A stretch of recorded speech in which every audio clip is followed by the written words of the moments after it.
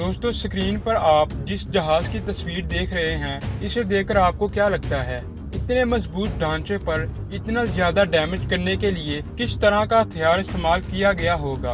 तो आप ये जानकर हैरान रह जाएंगे कि इतना ज्यादा डैमेज करने के लिए किसी सॉलिड ऑब्जेक्ट का इस्तेमाल नहीं, बल्कि एक परिंदे ने इस जहाज की ये हालत की है। क्योंकि किसी भी चीज को नुकसान पहुंचाने के लिए जरूरी है कि वो ऑब्जेक्ट किसी दूसरे ऑब्जेक्ट पर किस रफ्तार से टकराता है, और जब परिंदे का जहाज के साथ टकराव हुआ तो इस परिंदे की रफ्तार बहुत ज्यादा तेज थी, जिसकी वजह से ये हादसा रूनुमा हुआ।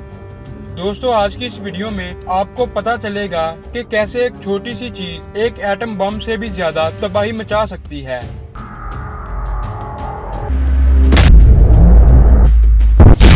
हमारी जमीन पर स्पेस से हर वक्त छोटे और बड़े एस्टेरॉयड और मीटेरॉयड टकराने के खदशात रहते हैं, और जमीन को नुकसान पहुंचाने के लिए इन एस्टेरॉयड्स का साइज बहुत बड़ा होना चाहिए। दोस्तों, अगर कोई सुई लाइट की रफ्तार से जमीन पर टकराती है तो इस जमीन पर इसका क्या इम्पैक्ट होगा? दोस्तों, इससे पहले हम ये जानेंगे कि इस जमीन पर इससे पहले क्या क्या टकरा चुका है और इससे जमीन को कितना नुकसान हुआ है। चिक्सलप क्रेटर, जो कि आज से करोड़ों साल पहले इस जमीन से टकराया था, जिसकी वजह से डायनासोर इस जमीन से खत्म हो गए थे। इस एस्टेरॉयड का डायामीटर 150 किलोमीटर था, जो कि जमीन पर जिंदगी का वजूद मिटाने के लिए काफी था। हालांकि इस एस्टेरॉयड की जमीन से टकराने की स्पीड बहुत ही कम थी, मगर इसके ज्यादा डायामीटर होने की वजह से इसने इतनी तबाही मचाई। और ऐसा ही एक टेलीस्कोपिक मीटेरॉयड था, जो कि जमीन की तरफ 40,000 माइल्स पर आवर की स्पीड से आगे बढ़ रहा था, और जब ये जमीन से टकराया तो उसने एक बड़े साइज का क्रेटर और धमाके की आवाज पैदा की। दोस्तों, जरा सोच कर देखें कि अगर आपको एक दिन खबर मिले कि कोई अननोन ऑब्जेक्ट लाइट की स्पीड से हमारी जमीन की तरफ बढ़ रहा है, जो कि बहुत ही छोटा और लगभग सुई के बराबर नजर आता है, तो ये जानकर आपका क्या रद्द-ए-अमल होगा?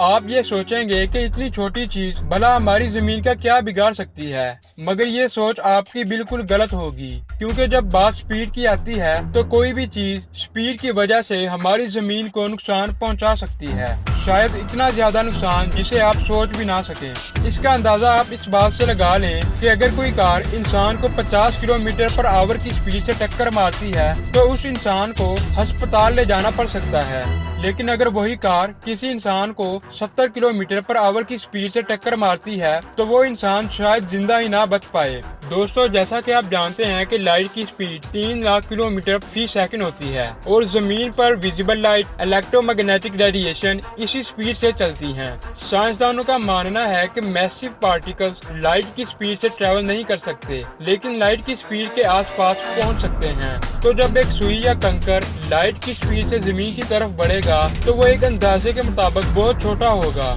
एक सुई की लेंथ 1.4 इंच और एक छोटे कंकर की लेंथ 0.19 इंच तक होती है, लेकिन यहाँ साइज मायने नहीं रखता, क्योंकि अगर छोटा ऑब्जेक्ट लाइट की स्पीड से ट्रेवल करेगा तो वो बहुत ही ज्यादा खतरनाक हो सकता है, और इसी स्पीड के चलते वो हमारे एटमॉस्फेयर में खत्म नहीं हो पाएगा। लाइट की स्पीड से आती हुई सुई या कंकर जैसे ही हवा में से गुजरेगा तब वो एटम्स का एक घेराव बनाएगा, जो कि हमारे लिए बहुत ही खतरनाक हो सकता है। मगर ये हमारे लिए इतनी बड़ी प्रॉब्लम नहीं होगी जितनी कि इस सुई की काइनेटिक एनर्जी होगी, और इस सुई की काइनेटिक एनर्जी 15 मंजिला बिल्डिंग से गिर रहे 100 टन ऑब्जेक्ट के बराबर होगी। तो अब सवाल ये बनता है कि अगर कोई सुई लाइट की स्पीड से जमीन से टकराती है तो क्या हमारे साइंसदान इसे देख पाएंगे? क्योंकि जैसे ही सुई हमारी जमीन से टकराएगी तो सुई की अपनी सारी काइनेटिक एनर्जी एक बड़े धमाके में बदल जाएगी, और इससे जो पावर निकलेगी वो किसी न्यूक्लियर बम के बराबर होगी। तो अगर आपको इसके बाद की तबाही का अंदाजा लगाना है तो आपको एक शहर चूज करना पड़ेगा। अगर ये सुई न्यूयॉर्क शहर से टकरा जाए तो क्या होगा, और इतनी ही पावर का एटम बम इसी शहर में फेंका जाए तो उसके आसपास का मैनहट्टन और दूसरे इलाके खत्म हो जाएंगे, और 4 किलोमीटर का एरिया बिल्कुल सफा हस्ती से मिट जाएगा। इस बम के फटने के बाद 1.5 किलोमीटर के एरिया के अंदर अंदर हर कोई इस बम की रेडिएशन की वजह से मर जाएगा, और इसी तरह एक सुई जमीन के अंदर बहुत ही बड़ा क्रेटर बना देगी और एटॉमिक बम जितनी ही तबाही मचाएगी। पर दोस्तों, ये भी हो सकता है कि लाइट की स्पीड से आती हुई सुई जमीन के आर पार गुजर जाए, मगर इससे ह्यूमैनिटी को कोई नुकसान नहीं पहुंच पाएगा।